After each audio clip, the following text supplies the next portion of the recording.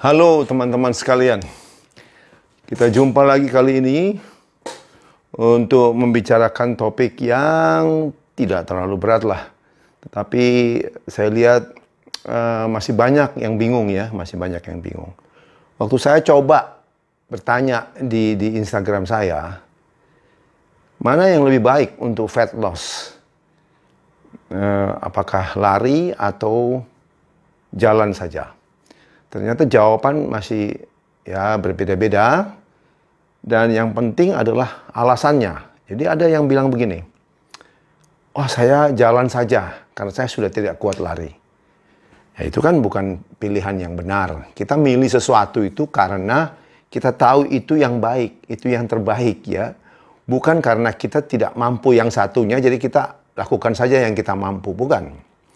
Kemudian ada juga yang bilang, jadi ada yang bilang jalan, tapi ada juga pendapat bilang lari. Memang tidak salah, karena selama ini masyarakat kita mengenal no pain, no gain. Jadi untuk mendapatkan sesuatu, Anda harus kerja keras sampai menderita, gitu, baru bisa menghasilkan sesuatu, gitu. Untuk mencapai sesuatu nggak bisa gratis, harus kerja keras. Makanya kalau begitu lari lebih bagus, karena lari itu kan kita keluar tenaga, ya, keluar kalori, jadi itu bagus untuk bakar fat. Demikian pendapatnya. Tapi yang benar itu bagaimana? Ya, saya akan jelaskan ya, bahwa di dalam menghasilkan energi ya, itu ada dua cara sebenarnya, ada dua cara besar. Saya jelaskan ya. Baik, kita lanjutkan. Jadi ada dua proses untuk menghasilkan energi yang bisa kita pakai untuk aktivitas kita ya. Jadi dua proses itu adalah pertama oxidative phosphorylation, satu lagi glycolysis. Ya, dari namanya sudah tahu oxidative phosphorylation berarti dengan O2, memakai oksigen. Kalau glycolysis tidak ada oksigen. Ini hanya untuk pengetahuan bahwa ini terjadi di mitokondria, yaitu salah satu bentuk sebagai gudang energi di dalam sel ya. Kalau sitoplasma itu adalah cairan sel ya tempatnya.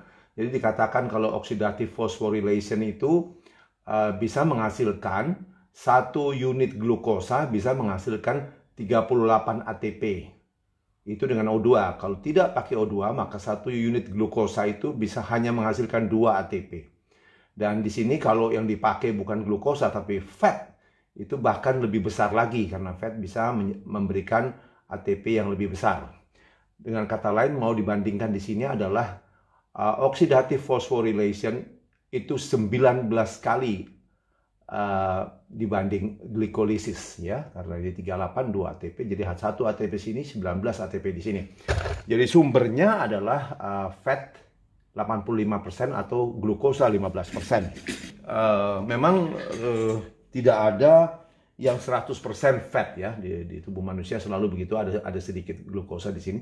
Kalau di sini glukosa 100%. Jadi baik, kita sekarang ke aktivitasnya. Jadi aktivitas itu dibagi dua kan, aerobik dan anaerobik. Bagaimana membedakan? Aerobik ialah pada saat heart rate kita 70-80% maksimum. Bagaimana menghitungnya? Heart rate maksimum kita adalah 220 dikurang umur dikali 70-80%. Kalau di anaerob itu adalah 80-90%. Jadi dihitung. Kalau saya berusia 66 tahun, maka 70-80% saya adalah heart rate saya antara 107 sampai 123.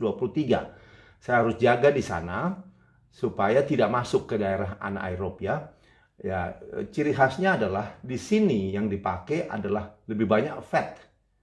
Karena memang ini yang baik untuk fat loss.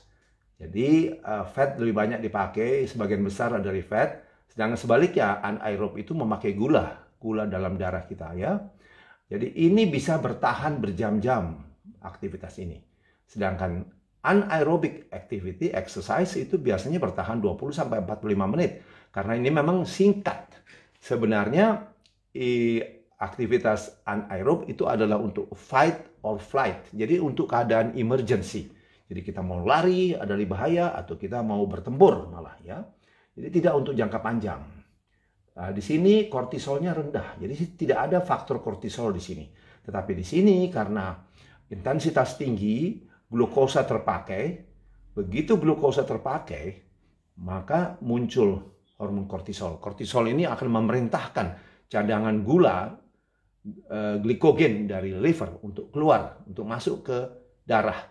Tapi ingat, cadangan di liver itu hanya 100 gram kira-kira, jadi akan sekira-kira dengan kalori cuma 400 kalori. Kalau itu habis, maka kortisol ini tetap memerintahkan gula darah harus ditambah. Itulah yang menyebabkan kita carb dependent, jadi tergantung karbo.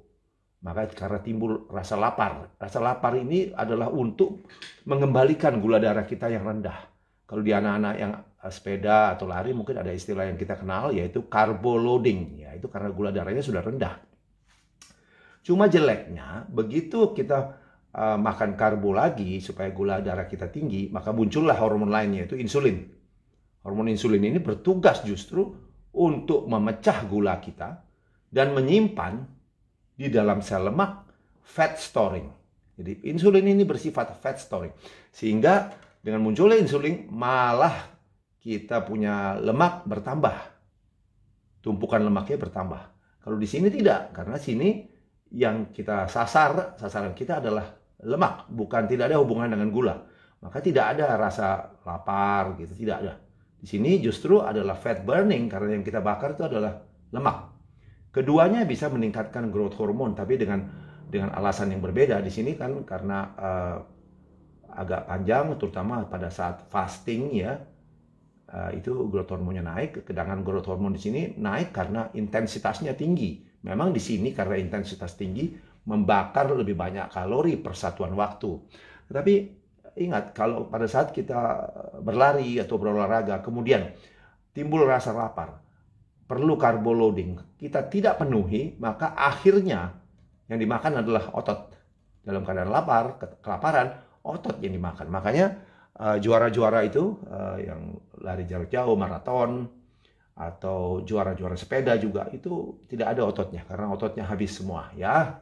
Itu jadi perbedaannya. Untuk gampangnya kita lihat inilah skema ini. Jadi kita mau ambil energi kita sumbernya dari fat kita. Karena dia sumbernya simpanannya banyak ini. Yang biru ini adalah gula kita. Ya cuma sedikit. Memang kenapa sedikit? Karena ini hanya untuk emergency, hanya untuk waktu singkat ya.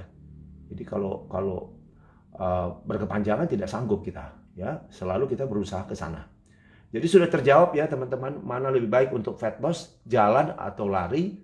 Ya tentu jalan karena heart rate-nya rendah, itu disebut zona aerobik ya. Ada teman dia sebagai cyclist, goeser juga runner, makanya dia bilang oh bisa kok, lari juga bisa, tapi mesti dalam zona aerobik. Agak susah menurut saya ya. Kalau kita lari kan heart rate kita tinggi sudah ya. Jadi paling lari-lari kecil atau jogging ya, tidak cepat. Barangkali bisa ya. Tapi buat apa ya? Lebih baik kalau tujuannya sama, buat apa lari-lari kecil, lebih baik jalan aja kan? Sama saja. Demikian, tapi tentu ada orang yang senang lari untuk menikmati ya boleh saja. Tapi kalau ditanya mana yang lebih baik, pasti jalan ya, tidak ada lagi lari ya. Kalau lari justru tidak baik, tidak baik karena ujung-ujungnya Anda bisa menyimpan lemak lebih lagi. Itu penjelasan dari saya, semoga ada manfaatnya. Dan sebenarnya untuk tahu di mana zona aerobik, zona anaerobik itu kita harus pakai heart rate monitor ya, di jam kan ada sekarang. Tapi kalau mau lebih kasar, gampang saja, kita dalam melakukan aktivitas ini harus tetap bisa bercakap-cakap dengan gampang, tidak susah, tidak terengah-engah. Kalau bahasa Inggrisnya, kalau kita sudah masukkan ke daerah anaerob, itu adalah cirinya adalah huffing and puffing. Huffing and puffing itu kalau diterjemahkan mungkin terengah-engah. Kalau sudah terengah-engah itu sudah bukan aerobik lagi gitu ya. Makanya kita kalau jalan untuk fat loss, ya santai saja, jalan cepat boleh, tapi dikontrol, jangan sampai lebih dari 80%. Demikian video kali ini. Semoga ada manfaatnya ya teman-teman. Sampai jumpa di video lain. Semoga bermanfaat.